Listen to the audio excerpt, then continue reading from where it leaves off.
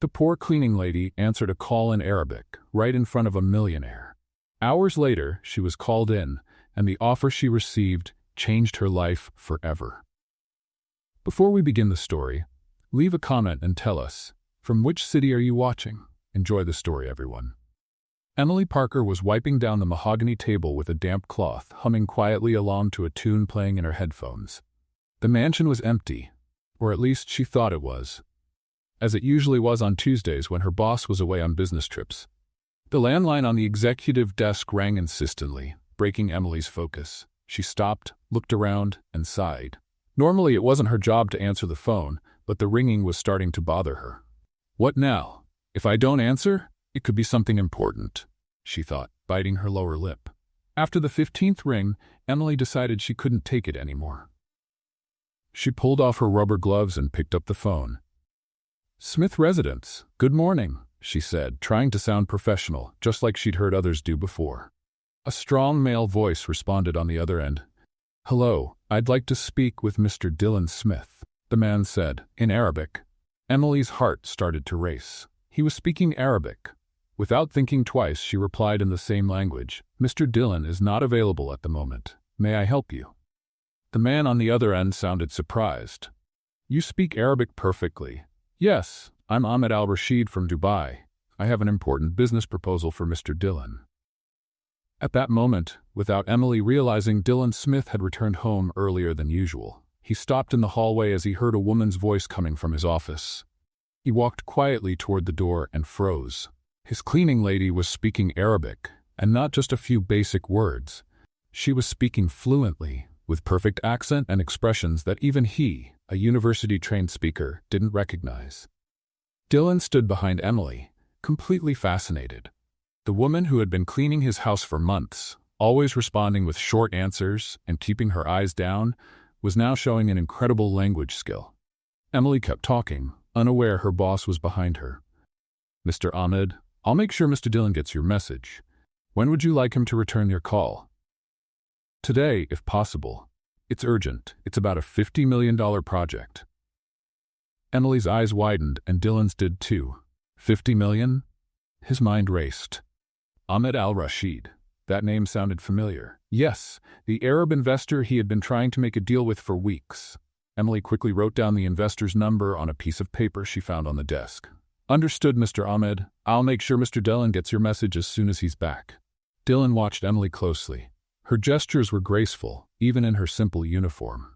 Her Arabic had a natural flow. It wasn't just learned, it was mastered. After a few polite minutes chatting about the weather in Miami compared to Dubai, Emily finally hung up the phone. She turned the chair to stand up and, "Oh," she gasped, startled to see Dylan standing behind her. She nearly dropped the phone and stood up quickly, accidentally knocking the note to the floor. Her face turned bright red. "Mr. Dylan, I didn't know you were home," Emily stammered, bending to pick up the paper. Dylan stood still, looking at her with an unreadable expression. His eyes scanned her from head to toe as if seeing her for the first time. "Emily, you speak Arabic?" The question slipped out before he could stop himself. I only answered because the phone kept ringing. I'm sorry if I did something wrong, but I thought it might be important." Emily spoke quickly, trying to explain. No, Dylan said, raising his hand. "The question is, how long have you spoken Arabic so well?" Emily lowered her eyes, her hands trembling slightly. "It's just the basics, sir." Dylan frowned. Basics? What he'd just heard was far from basic. She had spoken about business with ease, used technical terms, and even made polite little jokes about the weather, something that required deep cultural understanding. "Who was calling?" he asked, testing her. "A man named Ahmed Al-Rashid from Dubai. He said he had an urgent proposal about a $50 million project." Each word from Emily only added to Dylan's surprise. She had understood and remembered all the important details from the call. And most impressive of all, she didn't seem to be lying about only knowing the basics. "Is he going to call back?" Dylan asked, picking up the note from the floor. "Yes, sir. I told him you would return the call as soon as you arrived." Dylan looked at the clock. It was almost noon. He had canceled his morning meeting at the last minute and arrived earlier than usual. If he hadn't done that, he would have missed the call and never discovered this. hidden talent of Emily's. Emily, how long have you worked here? 8 months, sir. And at no point did you mention that you speak Arabic. Emily lowered her eyes again. I didn't think it was relevant to my job here, sir. Dylan was quiet for a moment. How had he been so blind? For 8 months, Emily had cleaned his house, made his snacks when he worked late, and he had never really spoken to her. To him, she was just the cleaning lady. But now, can you tell me exactly what Mr. Ahmed said? Emily looked up, surprised by the question. He said he has an urgent investment proposal for a new hotel complex in Dubai. He mentioned partnerships with European construction companies and said the project might expand to other Arab countries. He also said he was impressed with your business vision and wanted to discuss the details in person. Dylan was speechless. Emily had understood and remembered much more than he expected from a foreign language business call. Emily, we need to talk. Emily's heart skipped a beat. Was she in trouble? Was she going to be fired for daring to answer her boss's phone? Yes, sir, she replied in a quiet voice, bracing herself for the worst. Dylan looked at her again, now noticing details he never had before. Her intelligent eyes, her confident posture, even when nervous, and above all, the language skill he had just witnessed. But first, I need to return that important call you saved. Emily simply nodded, still unsure of what would happen next. She had only tried to help, but now she felt like she might have crossed a line she shouldn't have. What Emily didn't know was that the call in Arabic would change her life forever. Emily stood near the office door, unsure whether she should leave or stay. Dylan had asked her to wait while he returned the important call she had answered. Her hands were still slightly shaking, and she couldn't stop wondering if she had made a serious mistake. Dylan sat in his executive chair and picked up the phone with purpose. He dialed the number Emily had written down and waited. Within seconds, a familiar voice answered in Arabic. Hello, this is Ahmed Al-Rashid. Dylan took a deep breath and answered in Arabic as well. Mr. Ahmed, this is Dylan Smith. I received your call and heard you have an important proposal for me. Emily's eyes widened as she heard Dylan speaking Arabic. He spoke well, but she noticed a few hesitations and pronunciation errors. Understandable for someone who had learned the language in school. Mr. Dylan, it's great to hear your voice. I must congratulate you on having such a qualified team. Your assistant was extremely professional and attentive. Dylan glanced quickly at Emily, who looked like she was trying to melt into the wall. Thank you very much. She's talented. Absolutely. It's rare to find Americans who speak Arabic with such fluency and cultural understanding. She must have studied in the region, right? Dylan swallowed hard. He himself didn't know where Emily had learned those skills. Yes, we have a very international team. Perfect. That's exactly why I'd like to suggest she join our meeting tomorrow. It's crucial to have someone who understands the cultural nuances for this project. Dylan's eyes widened. He looked at Emily again, who was trying to guess the conversation based on his tone and facial expressions. The meeting tomorrow? With Emily? Yes, if she's available. The project is complex and involves very specific terms. Her fluency would be extremely valuable. Dylan covered the phone for a moment and whispered to Emily, he wants you to attend the meeting tomorrow, as my assistant. Emily nearly fell over. What? Me? She whispered back, pointing at herself. Yes, you, Dylan replied, just as surprised. He got back on the phone. Mr. Ahmed shall be there. What time should we meet? Excellent. 3 o'clock at my office in downtown Miami. I'll be bringing my team from Dubai and some local investors. Perfect. We'll be there. After a few more minutes discussing the meeting details, Dylan hung up and stared at Emily in complete silence. The room was thick with tension. Emily didn't know whether she should speak or keep waiting. Finally, Dylan broke the silence. Emily, we need to have a serious talk. I know I answered the phone without permission, sir, but it kept ringing for so long, and I thought, this isn't about you picking up the phone, Dylan interrupted, standing up from his chair. He started pacing the office, running a hand through his blonde hair, clearly deep in thought. Emily, you just saved one of the biggest deals of my career. Ahmed had been avoiding me for weeks because I couldn't communicate well in Arabic. Today, not only did he return my call, but he also offered me an even bigger project. Emily blinked, confused. I'm sorry, sir, I don't understand. Mr. Ahmed said your assistant was exceptional. He assumed you're my executive assistant and was so impressed he insisted you be at the meeting tomorrow. But sir, I'm just the cleaning lady. Dylan stopped and looked straight at Emily. That's what I don't get. How did you learn Arabic so well? And don't tell me it's just the basics. What I heard was native fluency. Emily swallowed hard. That was a question she'd been avoiding for a long time. I studied it in college. What college? University of Miami. What did you study? Emily hesitated. The truth always felt like a lie in this kind of environment. Linguistics. I graduated in applied linguistics with a focus on Middle Eastern languages. Dylan froze. You have a degree in linguistics? Then why are you working as a cleaner? Because no one hires me for anything else, sir, Emily said, her voice carrying clear pain. What do you mean no one hires you? Emily fought back the tears that were starting to well up. I've been to dozens of interviews. Everyone's impressed on paper, but when they see me in person, there's always someone more suitable for the company profile. Dylan frowned, trying to understand. More suitable? I don't get it. I'm a woman, Latina, and apparently I don't have the right look for international business, Emily said bitterly. The silence that followed was heavy. Dylan looked like he was processing a truth he'd never considered before. Emily, how many languages do you speak? She sighed. 5 fluently. English, Spanish, Arabic, French, and Portuguese. Plus some basic Mandarin and German. Dylan's jaw dropped. 5 languages? Fluently? 6, actually. I forgot English. And you're cleaning houses? I have bills to pay, sir. Dylan sat back down, looking at Emily like he was seeing a complicated puzzle for the first time. Emily, I have a proposal for you. You're going to fire me? She asked, bracing herself. Fire you? No. I want you to come with me to the meeting tomorrow. As your cleaner? No, Dylan smiled for the first time. As my temporary language consultant. Emily blinked a few times. I don't understand. I need this meeting. It's a $50 million contract. You just proved you have exactly the skills I need. Come with me, help me close this deal, and I promise it'll change your life. Mr. Dylan, I don't have the right clothes for a meeting like that.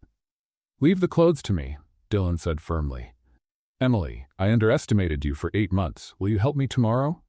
Emily looked at her hands, still rough from cleaning, then back at Dylan. For the first time in years, someone was offering a real chance to use her abilities. I'll do it, sir. Great. Dylan stood up excited. And Emily? Yes, sir? Call me Dylan. Emily smiled shyly. All right, Dylan. In that moment, neither Emily nor Dylan could have imagined that this simple business meeting was just the beginning of a transformation that would change both of their lives forever. The next day, Emily woke up 2 hours earlier than usual. Her stomach was in knots from nerves, and she changed clothes at least 5 times before settling on a simple black dress she'd bought on clearance years ago for job interviews. At 11 a.m., her phone rang. Emily? It's Dylan. I'm sending a driver to pick you up. We're going shopping before the meeting. But Dylan, I don't have money to. It's on me. I need you to feel confident today. I'll see you in an hour. 40 minutes later, a luxury Uber pulled up in front of Emily's small apartment. The driver, a middle-aged man in a sharp suit, opened the door for her as if she were an important executive. At the mall, Dylan was waiting for her in front of an upscale boutique. He was wearing designer jeans and a white shirt, looking more casual than usual, but still carrying a sense of sophistication. Good morning, Emily. Did you sleep well? To be honest, I barely slept, she admitted. Dylan laughed. Me neither. This meeting is important to me. Shall we? The boutique was intimidating. Mirrors everywhere, mannequins dressed in clothes that cost more than Emily's rent, and saleswomen who looked at her like she didn't belong there. What do you have in mind? Dylan asked. I really don't know. I've never shopped at a place like this. Pick whatever you want. I need you to feel powerful today. Emily gave a nervous smile and started browsing through the clothes. Dylan stood beside her, offering his opinion whenever she showed him something. This blue would look great with your eyes, he said about a blazer. You think? It's a little bold. Emily, you'll be in a room negotiating millions. A little color won't hurt. After an hour of trying things on, Emily picked a navy blue outfit with a structured blazer and tailored pants, along with a white satin blouse and a pair of pumps. Perfect. Dylan approved when she stepped out of the fitting room. Now for accessories. Dylan, you've already spent so much. Stop worrying about money. Today, you're my partner. Partners need to look successful. While Emily tried on delicate necklaces and earrings, Dylan watched her closely. There was something different about seeing her outside the domestic setting. Her movements were more confident, and her eyes sparkled more when she truly smiled. "Can I ask you something personal?" Dylan said while they waited at the register. "Sure. Do you have family in Miami?" "My mom lives in Hialeah. My dad passed away when I was 12. "I'm sorry for your loss." "Thank you. It was tough. He's the one who taught me to love languages." "How so?" Emily smiled softly. "He was from Puerto Rico, but he traveled a lot when he was young. He used to say every language was like a key to a new world. He spoke Spanish, English, and a little Italian. He promised that when I grew up, we'd travel the world together." "And you never did?" "No. He died in a car accident 3 months before our first planned trip. I was about to turn 13, and he had promised to take me to Paris." Dylan felt a tightness in his chest. "Emily, I'm really sorry." "It's okay. That's what pushed me to study languages. Every time I learn a new one, I feel like I'm keeping the promise we made." "How many have you learned so far?" 7, if you count the basics." "That's amazing," Emily shrugged. "Doesn't help much if you're stuck cleaning houses." The saleswoman handed her the shopping bag, and they left the store. In the car on the way to Dylan's office, Emily looked visibly tense. "I'm nervous," she admitted. "Me too." "Really?" "Of course, this is the biggest deal I've ever tried to close. If it doesn't work out, it'll be my fault?" Dylan looked at her, surprised. "No. If you speak Arabic better than I do, it means I've got a better shot. You're my secret weapon." Emily smiled faintly. "But what if I mess it up?" "Emily, you've helped me more in the last 24 hours than any consultant I've hired in the past few months. Trust yourself." At the office, Dylan brought Emily into an empty conference room. "Let's practice a bit. Tell me about some terms that might come up during the meeting." Emily started explaining construction and investment terms in Arabic while Dylan took notes. With each minute, his admiration for her grew. "How do you remember all this?" "I studied a lot, and when you love something, it's easier." "You love languages that much?" "I love what they represent. Every language has a personality, a culture, a way of seeing the world." Dylan stopped writing and looked at her. "Have you ever thought about teaching or working in embassies?" "I've tried everything, Dylan. No one gives me a real chance." "Well, I'm giving you one." Emily met his eyes. "Why? Why do you want to help me so much?" Dylan hesitated. It was a question he had been asking himself too. "Because I treated you unfairly. For 8 months, I acted like you were invisible. I never asked your full name, never had a real conversation with you. And I realized I've been missing out on conversations with one of the most fascinating people I've ever met." Emily felt her cheeks flush. "You don't have to feel guilty. I never really tried to talk either." "But that's the problem. It shouldn't have been your responsibility. I should have seen you." "And now you do?" Dylan smiled. "Now I do, and I want to help you show the world who you really are." "Why is that so important to you?" Dylan was quiet for a moment. "Because I know what it's like to be underestimated. When I started my company, everyone thought I'd go bankrupt in 6 months. It took me 3 years to prove them wrong. If someone had just given me a real chance back then, it would have been a lot easier." "And now you want to give that chance to me?" "Yes, but also because you deserve it. And because," he hesitated, "because I have a feeling you might teach me a lot about seeing the world in a different way." Emily looked at him kindly. "Dylan, thank you. Truly." "You're welcome. Now, let's get ready. In 2 hours, we're going to turn your fluency into millions." As they went over technical terms and negotiation strategies, Dylan couldn't help but notice how Emily changed when she talked about languages. Her eyes lit up, her hands moved expressively, and all her shyness seemed to vanish. "You seem different when you talk about this," he said. "What do you mean?" "More confident, like you're someone else." "That's because I'm really myself when I'm doing what I love." "And when you clean," Emily gave a bitter laugh, "when I clean, I pretend to be someone who accepts that her dreams are just dreams. And now I'm scared to believe they might not be just dreams after all." Dylan reached out his hand to her. "So, shall we turn those dreams into reality?" Emily took his hand. Let's play a little joke on anyone who only reads the comments. Type pizza in the comments. Only those who read this far will get it. Now let's get back to the story. Ahmed al-Rashid's office was at the top of a high-rise building in downtown Miami with a panoramic view of the ocean. Emily and Dylan were greeted by a perfectly composed receptionist who led them into a spacious meeting room. "Mr. Ahmed will be with you in 5 minutes," she said. Emily sat next to Dylan. Ahmed, her hands subtly trembling. He noticed and gently touched her arm. "Breathe. You're gonna do great." The door opened and a tall man around 50 walked in, followed by 3 others. Ahmed al-Rashid had a strong presence and sharp eyes. "Dylan," he said warmly in Arabic, embracing him. "It's so good to see you in person, and this must be the famous Emily who saved our communication yesterday." Emily stood up and responded in fluent Arabic. "It's an honor to meet you, Mr. Ahmed. Thank you for the opportunity to be part of this meeting." Ahmed gave a broad smile. "The pleasure is mine. Your fluency is impressive. Where did you study?" "At the University of Miami, with a semester abroad in Morocco." "Morocco, I love that country." "Which city?" "Marrakech. It was a life-changing experience." As Emily and Ahmed spoke, Dylan watched, impressed. The ease with which she discussed Morocco's cultural aspects, the historical references she made, the subtle way her facial expressions shifted to match the conversation. All of it showed a level of cultural depth far beyond academic learning. "Please, have a seat," Ahmed gestured. "Let's begin with the project details." Over the next hour, Ahmed presented the plans for a chain of luxury hotels expanding from Dubai to Miami, with future plans for other U.S. cities. Emily translated for Dylan when needed, but she also started asking smart questions about zoning, local partners, and how to adapt the Arab hospitality concept for American audiences.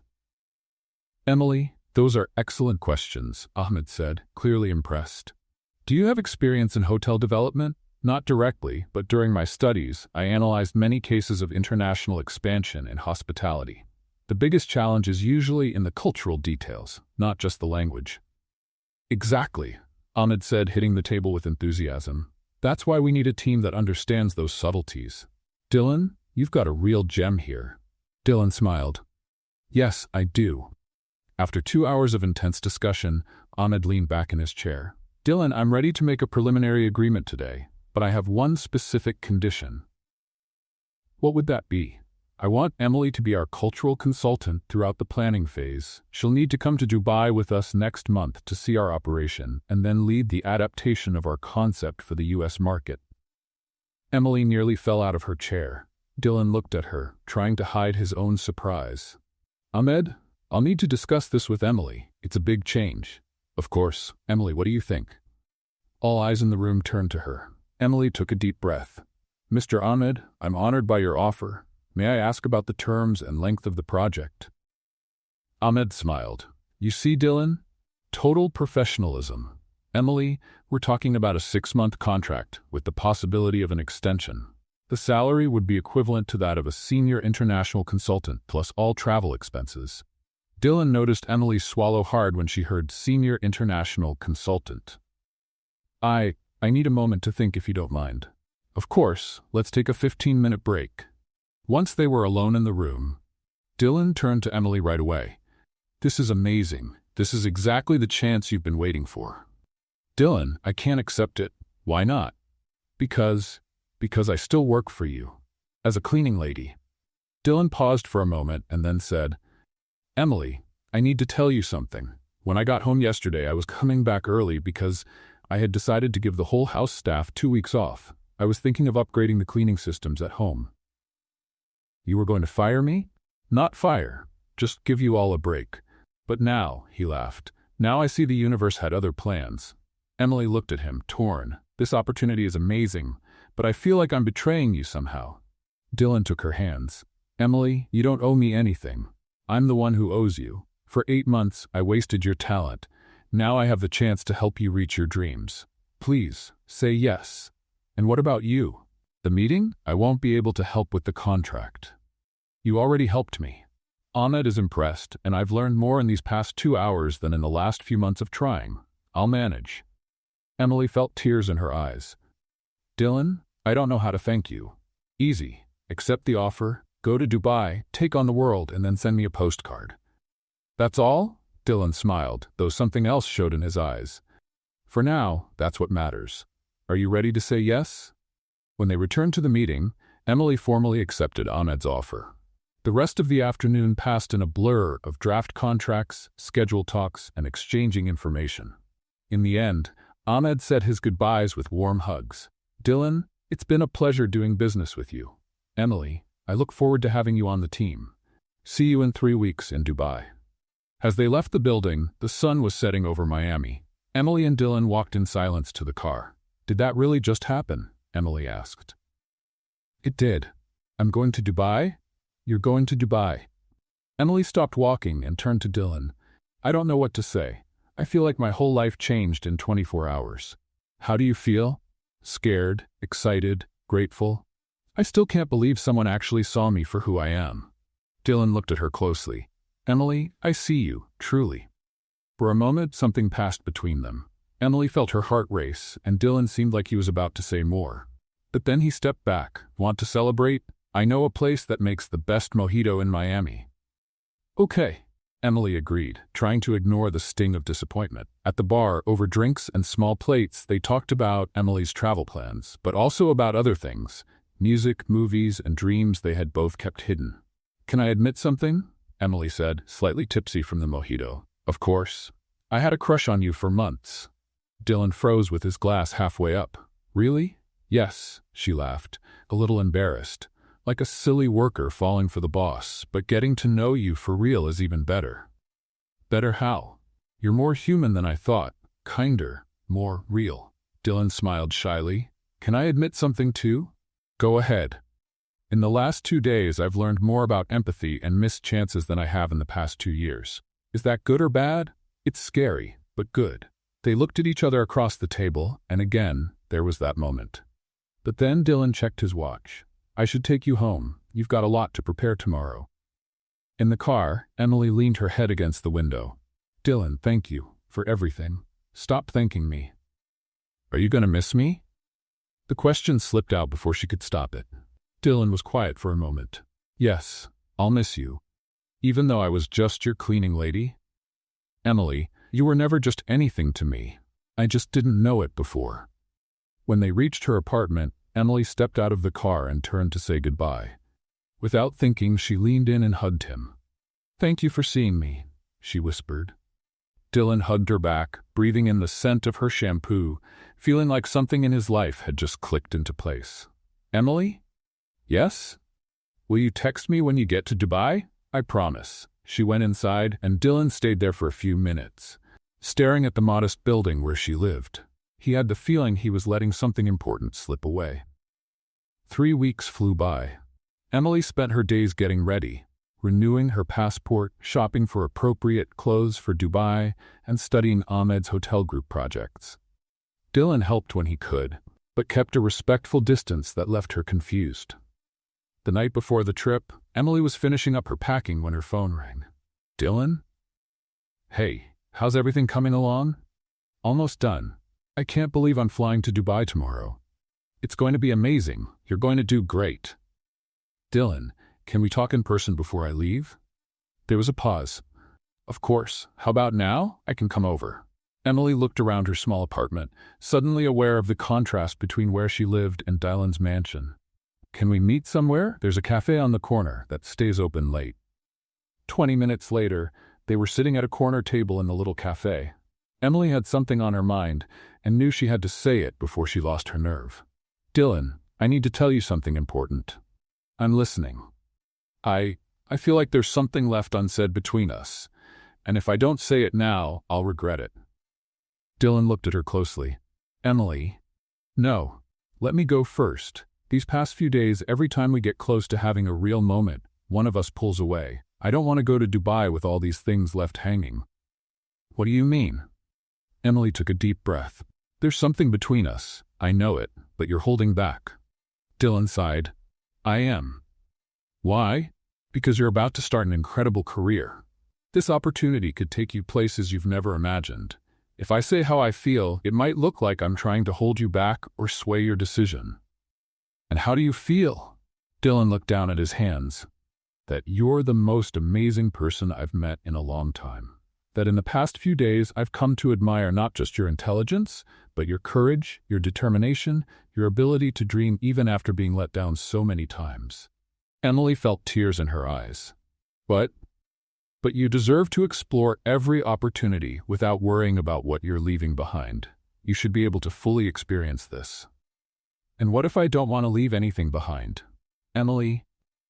Dylan, listen. I spent months seeing you come and go from the house, building up this image in my mind of who you were. Now that I really know you, I don't want to just let that go. It's not about letting go, it's about timing. What timing? There's no rulebook for this. Dylan gave a small, sad laugh. 3 weeks ago you were cleaning my house. Now you're about to fly to another continent.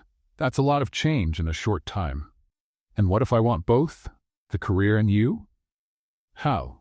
Emily reached for his hand. By staying in touch, talking every day, seeing where this goes. Dubai is a contract, not a permanent move. And after that, then we talk again. But for now, before I leave, I just need to know, are we worth waiting for? Dylan laced his fingers through hers. Of course we are. Then kiss me. Now? Now. Dylan looked around the nearly empty cafe, then back at Emily. Without hesitating anymore, he leaned in and kissed her gently. It was a sweet kiss, full of hope and possibilities. When they pulled apart, Emily was smiling. Now I can go to Dubai with peace of mind. And you'll come back? I always come back from work, Dylan. They laughed, and the tension between them finally melted away. They walked a little while longer, now hand in hand, talking about future plans and how they'd keep in touch. At Emily's apartment door, Dylan kissed her again. Safe travels. Go shine over there. Take care of your house while I'm gone. I might have to hire another cleaner, he joked. Make it temporary. That job's mine when I return. Not if you become a world-famous executive. Emily turned serious. Dylan, career success means nothing if you don't have someone to share it with. That's something I've learned over the years. Then I wish you good luck, but not too much because I want you to come back. I promise. Dubai was everything Emily had imagined and more. The gleaming towers, the contrast between tradition and modern life, the vibrant energy of a global city. Ahmed al-Rashid was more than generous. She stayed in a suite at the Burj Khalifa with a panoramic view, had a private driver, and access to all the luxury facilities the company offered. But what impressed Emily the most was how seriously her opinion was taken. In the first few days, she visited 3 of the group's hotels, took part in executive meetings, and delivered a detailed report on cultural adjustments needed for the American market. Your insights are exceptional, Ahmed said after her 3rd presentation. You have a perspective that our local consultants simply don't. Thank you, Mr. Ahmed. It's exciting to be able to contribute in a meaningful way. Emily, you have the potential to go very far. Have you ever thought about doing this full-time? The question caught her by surprise. What do you mean? We're expanding globally. We're looking for someone who understands different cultures to lead our international development division. The position would be based here in Dubai, with frequent travel. Emily felt her heart race. That's an incredible offer, but I need to finish the current project first. Of course, but please think about it. That night, Emily was in her luxurious room, looking out at the city lights, when she received a video call from Dylan. Hi, how's Dubai? He asked, smiling widely. It's amazing, but I miss you, she replied honestly. I miss you too. How are the projects going? Emily told him about her day, her discoveries, and finally, about Ahmed's proposal. That's an amazing opportunity, Dylan said, though she sensed something in his voice. You sound concerned. Not exactly concerned. I'm happy for you, but I just thought you'd be back in a month. This offer would change everything. Dylan, I haven't accepted it yet. I know, and you should. It's what you've always wanted. Is it? Isn't it? Emily sighed. I've always wanted to be recognized for my work, yes, but that kind of recognition feels empty when I don't have you to share it with. Emily, we've really only known each other for 3 weeks. Don't make career decisions based on me. It's not based on you. It's based on us. Emily? Dylan, think about this with me. What if the offer included Miami as a base? What if I could work remotely part of the time? What if we talked about it when I get back? You'd really consider that? I'd try. For us. Dylan smiled. Okay, let's talk when you get back. For now, enjoy Dubai. I promise. The day of the crucial meeting arrived. Emily was in the main conference room of the most luxurious hotel in Dubai, wearing a navy blue suit Ahmed had custom made for her. The fabric had a silky feel, and the color brought out her eyes, giving her a professional and elegant appearance. She had spent the night before studying every detail of the project, practicing possible questions in Arabic, and even memorizing the names and titles of everyone attending. The room had a view of the Burj Khalifa and the Gulf, with a conference table that could easily seat 20. The air was scented with oud, a traditional Arabian fragrance Emily had come to appreciate. Her briefcase was neatly organized with 3 printed versions of the contract, a gold calculator, and Parker pens. Dylan had sent as a good luck gift. Along with Ahmed and his team, there were investors from several Arab countries, Saudi Arabia, the UAE, Qatar, and Kuwait. The pressure was intense. This $50 million contract would determine not only the future of the Miami project, but also her credibility as an international consultant. Every word had to be perfect. Gentlemen, allow me to introduce Emily Parker, our cultural consultant for the Miami project, Ahmed announced with visible pride. Emily greeted each person at the table in the appropriate language. For the Saudis, she used the formal and respectful, "Peace be upon you," and God's mercy and blessings. For the Emiratis, she took a slightly more relaxed, yet still formal tone. For the Maghreb investors, she discovered that 2 were of French origin and greeted them in French, showing her linguistic versatility. Over the next 3 hours, she didn't just translate. When one investor questioned whether certain architectural features would respect Islamic traditions, Emily gave a detailed analysis of how modern buildings in cities like Dubai and Doha incorporate traditional elements without sacrificing innovation. She drew diagrams on the whiteboard explaining concepts like mashrabiyah, decorative latticework, and how they could be adapted to filter Florida's intense sunlight. When a discussion arose about food practices in international hotels, she clarified misunderstandings about halal certification and culturally sensitive options that would appeal to both local and international guests. During every explanation, her eyes lit up with passion, and her hands moved with elegant gestures, painting vivid pictures with her words. A critical moment came when a conservative Saudi investor raised concerns about certain architectural provisions. The tension in the room was tangible. Ahmed looked nervously at Emily, who took a deep breath and stood up.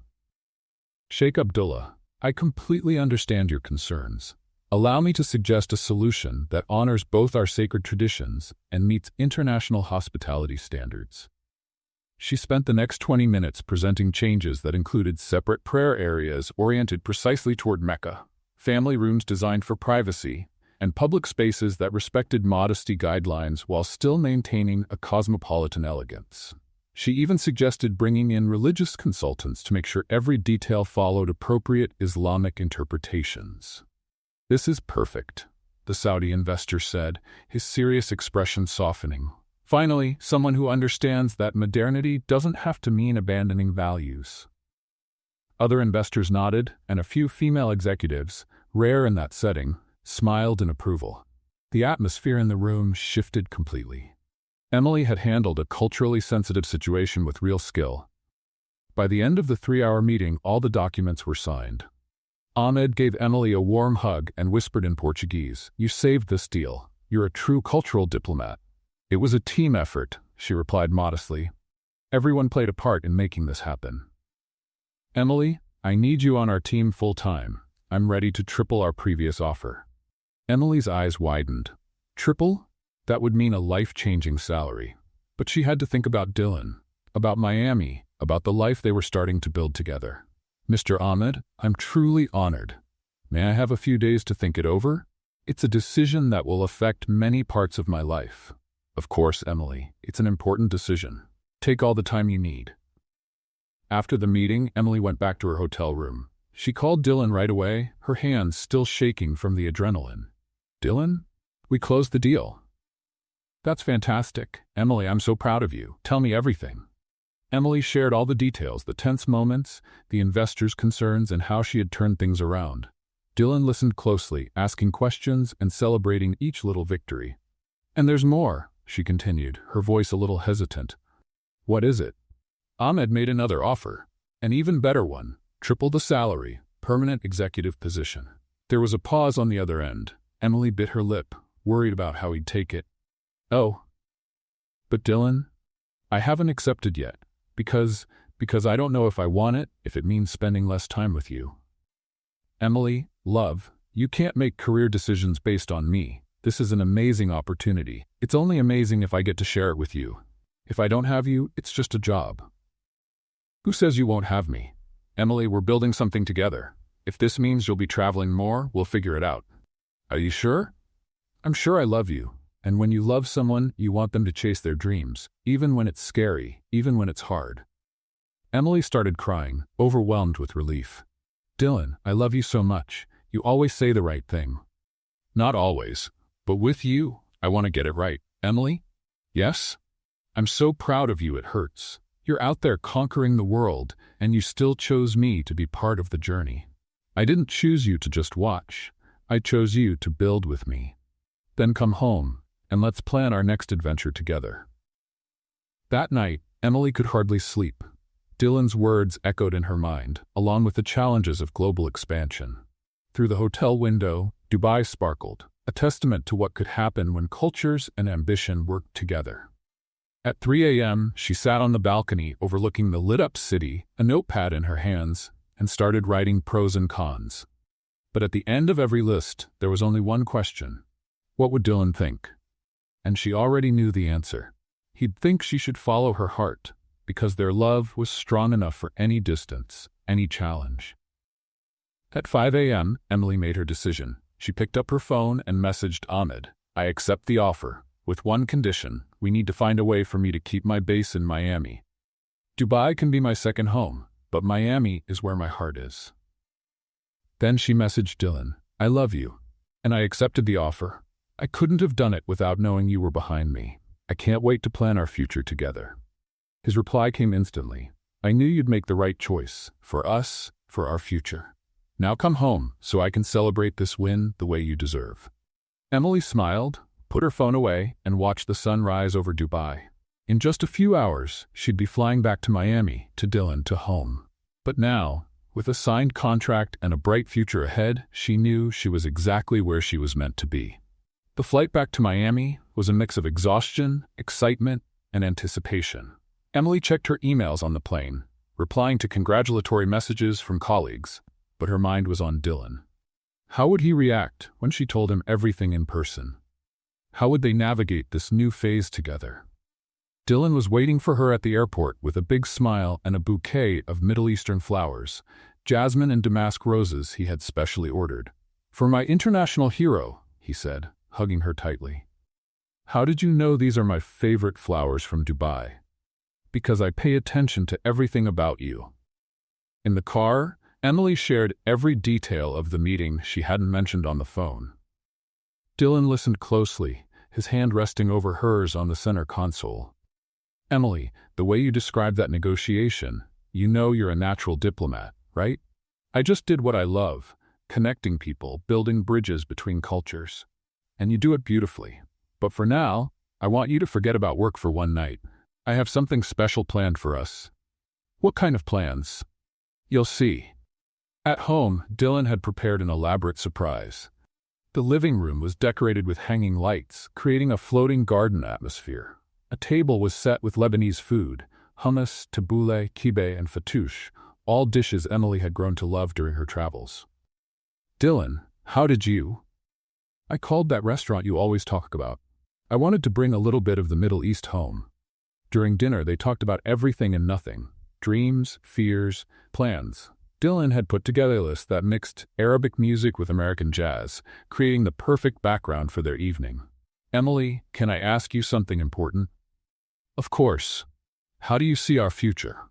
With all this international growth, with you traveling more, how do we make this work?" Emily set down her glass of Lebanese wine and took his hands. "I see adventure. I see challenges. I see hard moments when I'll be on the other side of the world and you'll be here.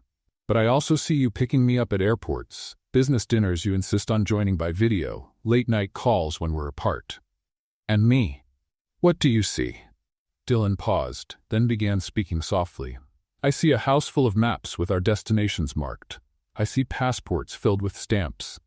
I see you teaching our future children different languages. I see work meetings in our living room that turn into romantic dinners. Emily felt her eyes welling up. Future children? Emily? Dylan stood up, walked to a drawer, and came back holding something. Her heart felt like it might burst. What are you doing? Dylan knelt down beside her. Emily Parker, I've spent the last few days thinking about your success, about how you shine when you're doing what you love, and I realized I want to spend the rest of my life watching you shine.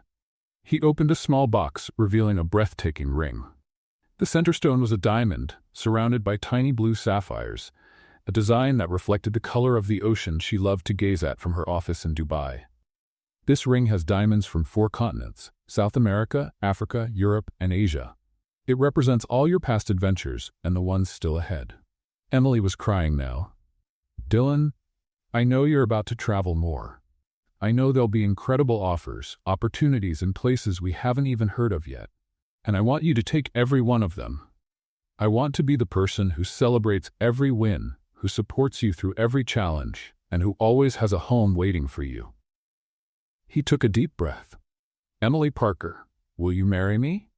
Will you build an empire of love with me? One that crosses borders and brings cultures together? Will you be my partner, my teammate, my best friend, and the love of my life? Yes, Emily almost shouted. Yes, 1,000 times yes. Dylan slipped the ring on her finger with trembling hands. When they kissed, Emily could taste their tears, his and hers. I love you so much, she whispered as they pulled apart. I love you more than words in any language could ever say. The rest of the night was a blur of plans, laughter, and more happy tears. They stayed up until dawn, talking about everything, from wedding venues to how many kids they wanted. Emily, one more thing, Dylan said in the middle of the night as they lay on the couch. What is it? I want you to know I'm ready to move too. If you need a home base in Dubai or London or anywhere, I'll go. You'd really do that?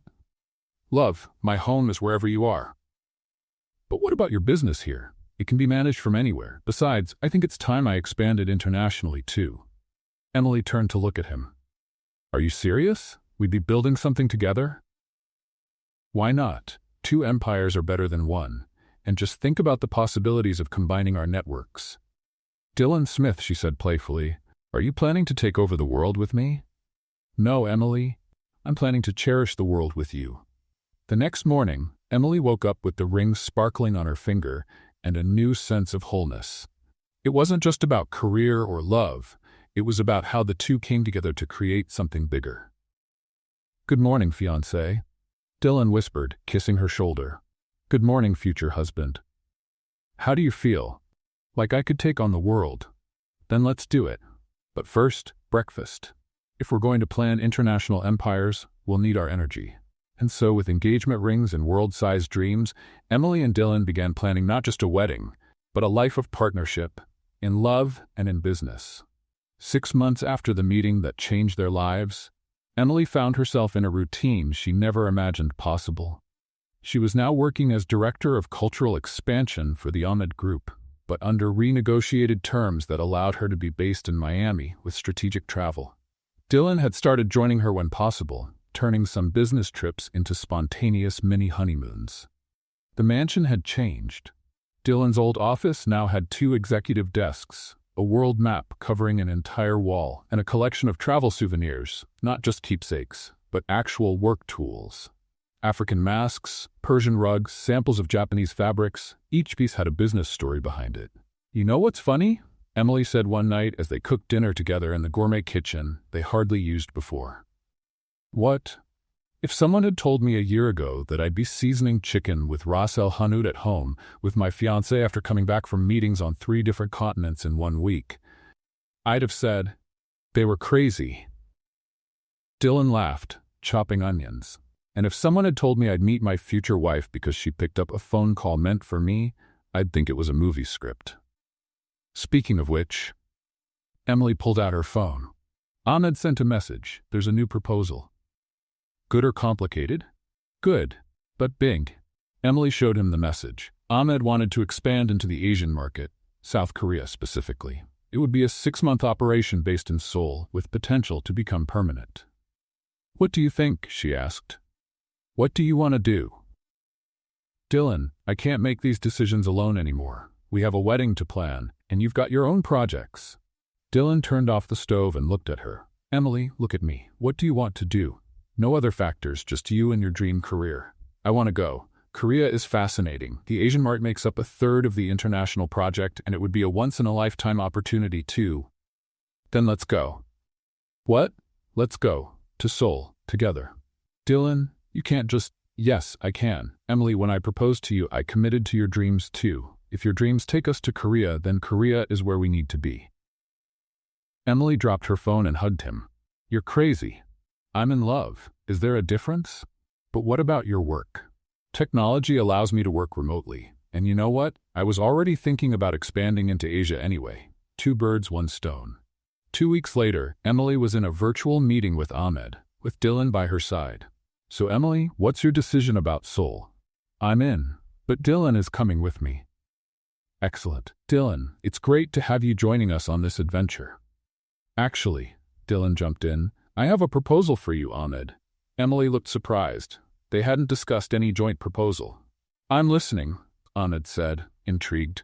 How about a full business partnership? Smith Rashid International. Emily is already doing international cultural development.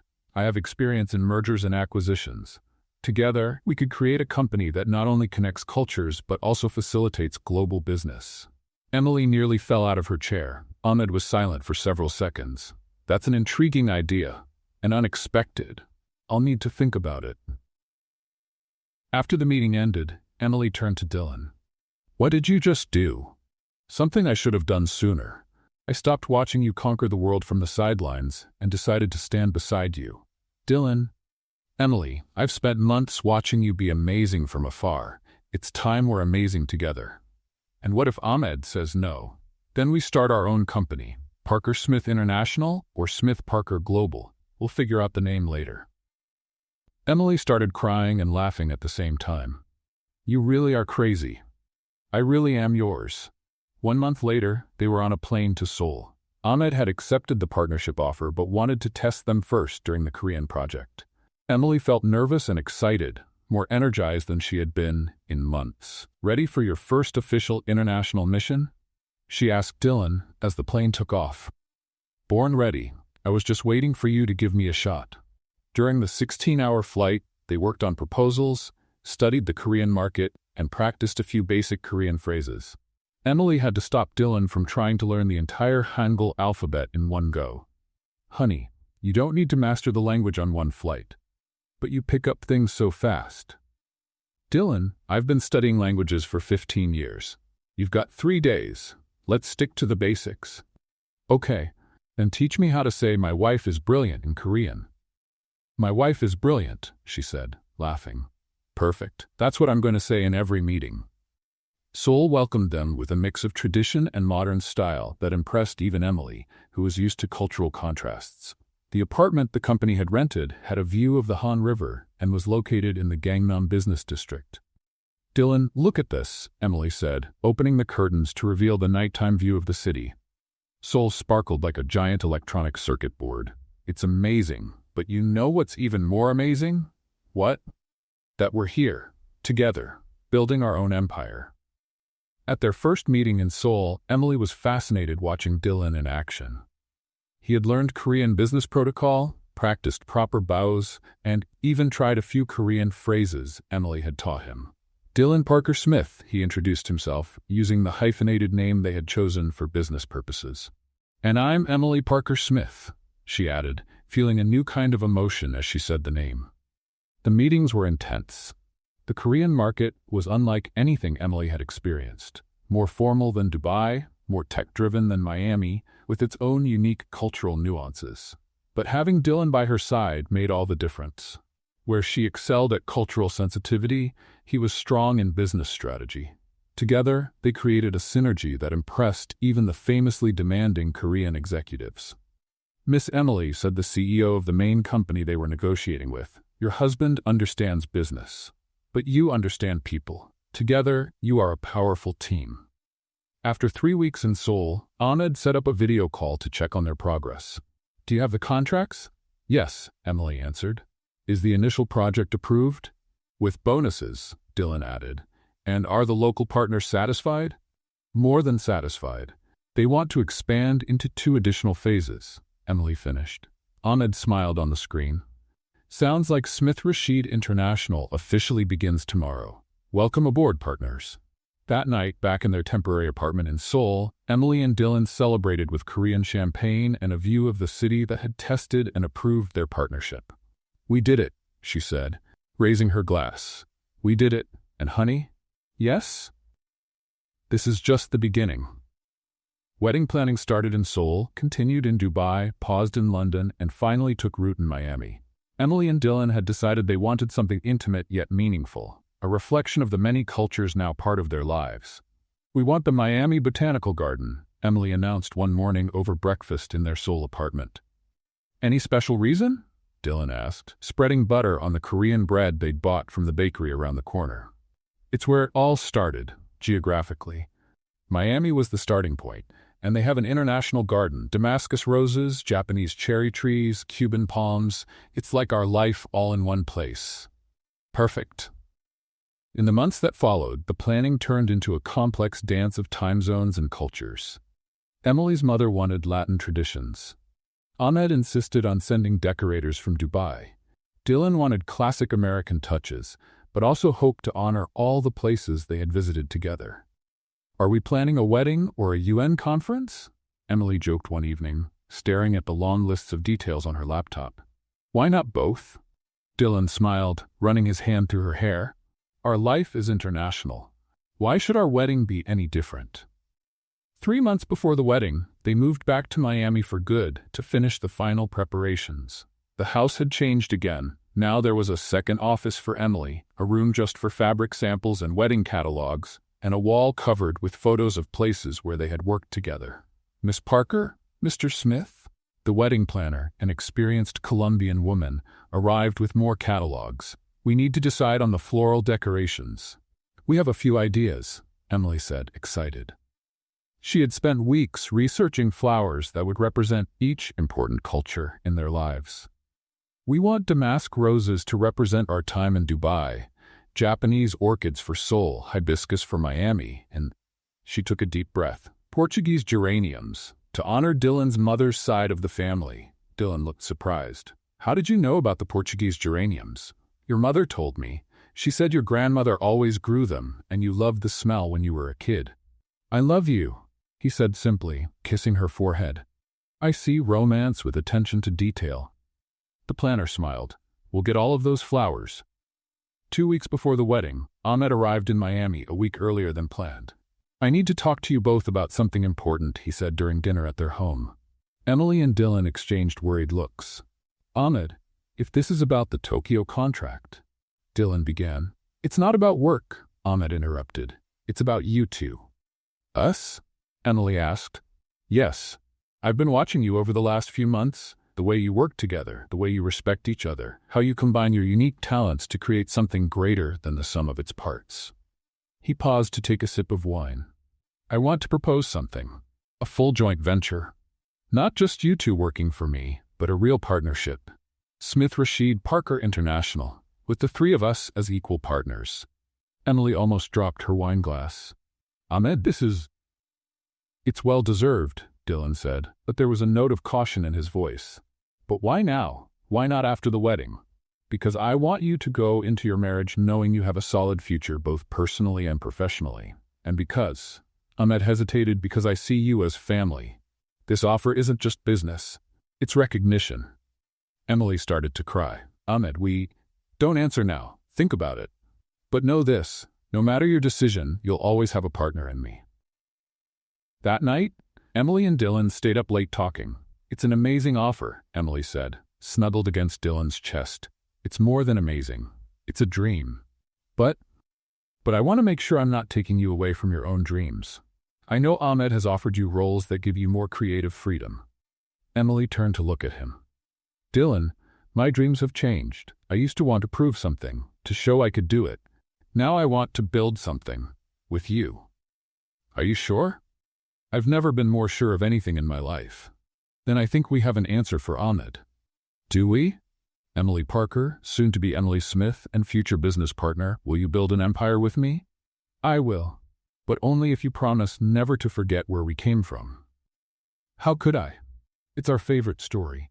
On the morning of the wedding, Emily woke up in her old apartment, a tradition they had insisted on keeping. Her mom, her bridesmaids, and even a few friends from Dubai had stayed over, turning the small apartment into an international slumber party. Nervous? Her mom asked as she helped with makeup. No, I'm sure. Even with everything that's changing, the new company, the constant travel, this whole international life, Emily looked in the mirror, seeing not just herself, but bits of every woman who had shaped her. Her mom, her language teachers, friends from around the world. Mom, do you remember when Dad died, and I promised myself I'd learn every language in the world so we could still travel together? I remember. I didn't keep that promise. But I found something better. I found someone who wants to take all those trips with me. Across town, Dylan was nervous. His best friend had to remind him to breathe 3 times. Man, you're more nervous than she is, his friend joked. That's because today it becomes real. It's not just dating, not just living together. It's forever. And are you ready? Dylan looked in the mirror, adjusting his tie for the 15th time. I was born ready. I just didn't know it until I met her. The botanical garden had been transformed. Flowers from 5 continents created a multicultural path leading to the altar. Guests from dozens of countries filled the white chairs. Dylan saw Emily's co-workers, business partners, but most of all, chosen family from places that hadn't even been in their lives a year ago. When the music began, Dylan felt his hands get sweaty. Omar, Emily's assistant in Dubai who had become a friend, was already holding the rings. Ahmed, his best man, stood beside him with a proud smile. And then she appeared. Emily walked down the aisle with her mother, but Dylan only had eyes for her. Her dress was simple, but with embroidered details she had coordinated with artisans from different countries. Gold thread from Dubai, pearls from Seoul, lace from Miami. It was Emily in her essence, simple on the surface, yet infinitely detailed. When she reached the altar, her mother kissed her cheek and whispered something in Spanish. Emily laughed, gave a soft thank you in Arabic to an emotional Ahmed, and finally focused fully on Dylan. Hi, she whispered. Hi, he answered, voice trembling. You look beautiful. You're crying. I'm an emotional man. The officiant, a college friend of Dylan's who had become a minister, started the ceremony in English, but included blessings in Arabic and Spanish that Emily and Dylan had chosen together. When it was time for the personal vows, Dylan took a deep breath. Emily, a year and a half ago, you were a stranger cleaning my house. He began in Spanish, making her mother tear up. Today, you are the one who gives meaning to every word I know in any language. He switched to English. You taught me that love means truly seeing the person in front of you. I promise to always see you, in your successes, in your fears, and in your wild dreams of taking on the world. Finally, in Arabic, surprising everyone, you are my home, my heart, my future. Emily was crying now, but glowing with happiness. How did you learn Arabic? I had an excellent teacher these past few months, he said with a wink. Emily wiped her tears and began her vows. Dylan, a year and a half ago, I answered your phone, scared I'd be fired for daring to pick it up. Gentle laughter from the guests. Today, I answer your phone because we've built something together that's bigger than fear, bigger than cultural differences, bigger than any border. She took his hand. You saw me when I felt invisible. You loved me before I believed I was worthy of love. And more importantly, you don't just accept my dreams, you insist on making them your own. In Spanish to her mother, I promise to love you the way Papa loved Mama, through changes, challenges, and all our adventures. And finally in Arabic to a now openly weeping Ahmed, thank you for giving me the chance to find my love. Now, the officiant said, do you have gifts for each other? Dylan nodded and took out an envelope. Emily, besides the ring, I have something else for you, a passport. I already have a passport, love, she laughed. An honorary diplomatic passport. Ahmed and some influential friends helped make it happen. so you can move more easily between countries for work. Emily covered her mouth, overwhelmed. Dylan, that's impossible. Nothing's impossible for us. Emily then brought out a small box. I have something too, a watch. I already have a watch, Dylan echoed her joke. This one shows 4 time zones at once, so wherever we are, we'll always know what time it is where the other person is. Dylan kissed her before the officiant could say anything. Sorry, he laughed. No problem, the officiant smiled. In fact, I now pronounce you husband and wife. You may kiss the bride again. And so, with friends from different continents as witnesses, under the Miami sky in a garden that represented the whole world, Emily and Dylan sealed their union, not just as a couple, but as life partners, dreamers and builders of something bigger. A love that crossed all borders. 2 months after the wedding, Emily and Dylan were on their delayed honeymoon in Bali, a destination that matched their philosophy. Why choose just one place when you can explore many? They had spent a week relaxing in Hawaii, then made a quick stop in Tokyo for a few meetings, and were now enjoying the beaches and temples of Indonesia before returning to reality. It was their first night at the private resort in Ubud when Dylan got an urgent call from the executive assistant they had hired in Miami. Hey, sorry to interrupt, but this is urgent, James's voice came through the phone. Emily lifted her head from the pillow, looking concerned. What's going on? Dylan asked, putting the call on speaker. Ahmed is going through a crisis. The partners in Tokyo are threatening to pull out of the deal. Apparently it's a cultural issue, and they need Emily urgently. Emily sat up immediately. What kind of cultural issue? Something about misinterpreting certain clauses. The Japanese side think was intentional, but Ahmed believes it was just a bad translation. It's a complete mess. Dylan looked at Emily, seeing the same conflict in her eyes that he was feeling himself. When do they need us? She asked. Yesterday. The meeting is tomorrow at 2 p.m. Tokyo time. Emily was already standing up. Is there a flight from Bali to Tokyo? Emily, sweetheart, it's our honeymoon, Dylan said, holding her hand. Dylan, if we don't fix this, we lose the entire Asian project. James, can you give us 5 minutes? Dylan asked. Of course. Dylan hung up and turned to Emily. What do you want to do? What I need to do? Go to Tokyo. And the honeymoon? Emily sat beside him on the bed. Love, how many couples get to have a honeymoon that could save a corporate empire?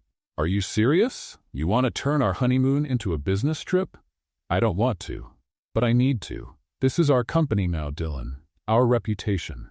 Dylan stayed quiet for a moment, then laughed. You know what? You're right. I am? We're building something different, aren't we? So why should our honeymoon be traditional? Emily kissed him. Thank you for understanding. On one condition. Well, what's that?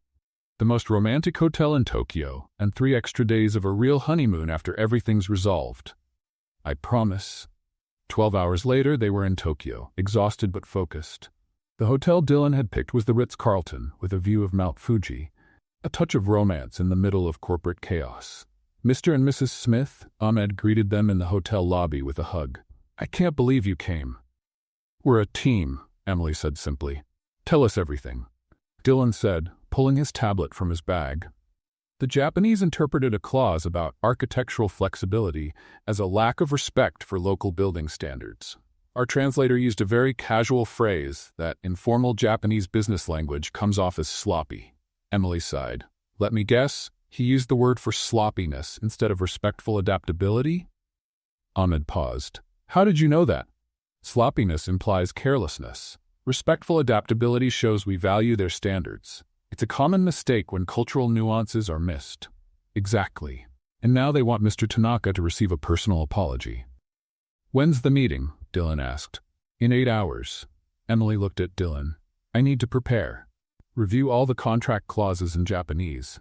Create a presentation to rebuild trust. And I'll reach out to some local partners. See if we can find a respected cultural intermediary to vouch for our good faith, Dylan said, already picking up his phone.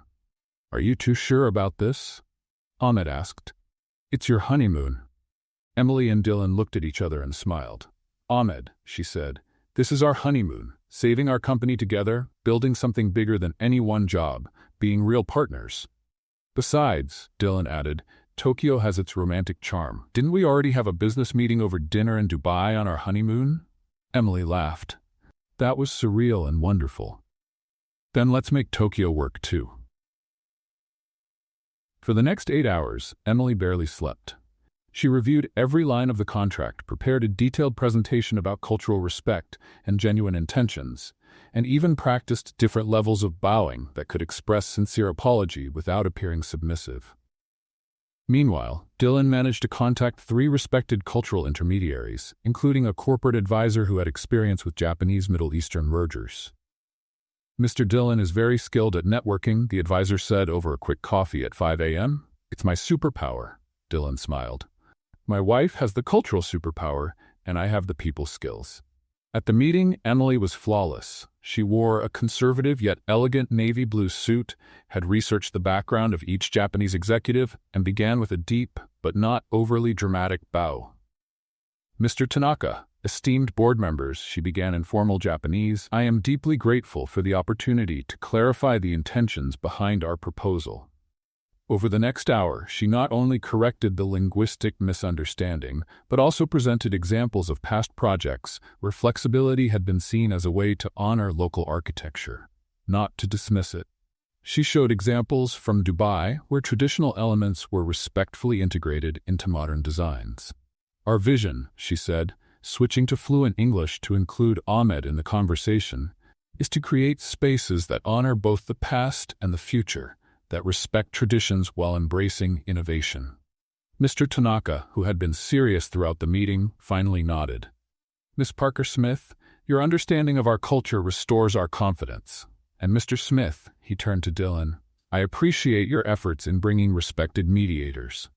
Together, you show a level of commitment we haven't seen in a long time. Ahmed nearly fell out of his chair with relief. The agreement was finalized, with expanded clauses to full cultural understanding. There is a tradition in our company, Mr. Tanaka said at the end, when misunderstandings are resolved and partnerships are strengthened, we host a ceremonial dinner. Please honor us with your presence tonight as our guests. It would be our pleasure, Emily replied, using the most respectful tone she could. That evening, during a formal dinner at a traditional restaurant in Kyoto, which they traveled to by bullet train, Emily and Dylan took part in a tea ceremony, a 20-course kaiseki meal, and even tried Japanese calligraphy with guidance. To true partners, Mr. Tanaka toasted with sake, who turned challenges into bridges. Later, on the train back to Tokyo, Emily was exhausted but glowing. I think I liked the meeting better than the honeymoon in Bali. Really? Dylan, look at what we did today. We saved an international deal, learned a new culture deeply, and still had a unique, romantic night. She leaned into him. This is our life. It's not conventional, not predictable, but it's ours. And are you happy? I've never been this happy. And you? Emily, every day with you is an adventure. And I wouldn't want it any other way. During the next 3 days in Tokyo, they finally had time to themselves. They visited temples early in the morning, shopped at the Tokyo fish market, and had dinner at small izakayas, where Emily chatted with elderly locals in Japanese and translated their stories for Dylan. You know we're incapable of taking normal vacations, right? Dylan said one morning over coffee at a tiny organic cafe Emily had found after reading a full sign in Japanese. Of course, normal is overrated. Can we agree on one rule? Depends on the rule. 1 weekend a month, just the two of us. No phones, no meetings, no corporate emergencies. Emily reached out her hand. Deal, but with one addition. What's that? Once a year, we invent a corporate emergency in some romantic place, just to mix work with romance, on purpose. Dylan laughed and shook her hand. Now that's perfect. You're brilliant. I'm yours, and I'm yours. And so, with an unconventional honeymoon protocol in place, they flew back to Miami 3 days later, knowing they had built not just a marriage, but a partnership model that blended love and ambition in a way that truly worked for them. 2 years after the wedding, Emily was in her new home office, a space that had been expanded to fit 2 Scandinavian-style cribs. The twins, Sarah and Omar, were sleeping peacefully as she joined a video call with investors from Zurich. So Mrs. Smith, our quarterly analysis projects a 34% growth if we expand first into South America. The Swiss executive said, Emily took notes as Sarah started to fuss. Without hesitation, she picked up the baby with one arm, continuing the meeting as if it were the most natural thing in the world. Yes, I understand your projections, but we need to consider political nuances in Venezuela and currency instability in Argentina, she said while gently rocking Sarah. Dylan appeared in the doorway, Omar in his arms, holding 2 cups of coffee. "Can you hand me the pink pacifier?" she whispered. Dylan passed her the pacifier and kissed her forehead. "How's the meeting?" "Productive. They want to expand into South America." "And do you?" "We need to talk after the little ones are asleep." Emily returned to the call. "Sorry for the interruption." "Where were we?" "We were just saying how impressed we are. It's rare to see a professional balance family and business with such grace." "Thank you. At Smith Rashid Parker, we believe the best decisions come when we honor every part of our lives." After the meeting, Dylan was in the kitchen preparing bottles. "The Swiss want South America. You?" "I got 3 proposals to expand my financial tech into Europe." They looked at each other. "Have we been too ambitious?" Emily asked. "Emily, remember when we said we wanted it all? Career, family, travel, global impact? And we're having it all. So the real question is, do we still want to grow?" Emily fed Omar thoughtfully. "You know what the best part of the past year has been?